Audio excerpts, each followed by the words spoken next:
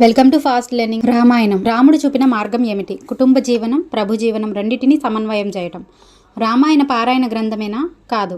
ఇది ఆచరణ ప్రధానమైన జీవన వికాస గ్రంథం. రామో విగ్రహాన్ ధర్మః అని ఎవరన్నారు? మారీచుడు. మారీచుడు ఎవరు? రాముడి చేతిలో చావు దెబ్బతిన్న రాక్షసుడు. ప్రపంచ సాహిత్యంలో ఆది కావ్యం ఏది? వాల్మీకి రామాయణం. వాల్మీకి మహర్షి ఏ పేరుతో ప్రసిద్ధి పొందాడు? ఆదికవి. రామాయణానికి ఉన్న మరిన్ని పేర్లేమిటి? పౌలస్త్యవధ, సీతాయాశ్చరితం. పౌలస్త్యుడు అంటే ఎవరు? రావణుడు. రామాయణంలో విభాగాలను ఏమంటారు? కాండలు. రామాయణం మొత్తం ఎన్ని కాండలు ఉన్నాయి? 6 కాండలు. రామాయణం మొత్తం ఎన్ని శ్లోకాలతో సాగింది? 24,000 శ్లోకాలతో.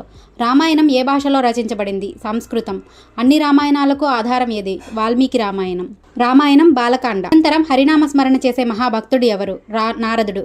నారదుడు సంక్షేప రామాయణాన్ని ఎవరికి బోధించాడు? వాల్మీకి మహర్షికి. వాల్మీకి భరద్వాజునితో కలిసి ఏ నది ఒడ్డున క్రౌంచ పక్షుల జంట కనిపించింది? తమసా నది ఒడ్డున. రామాయణం మొదటి శ్లోకం ఎలా వెలువడింది? వాల్మీకి నోటి నుంచి అప్రయత్నంగా మానిషాధ ప్రతిష్టాంత్య అంటూ శ్లోకం వచ్చింది. Please like, share and subscribe.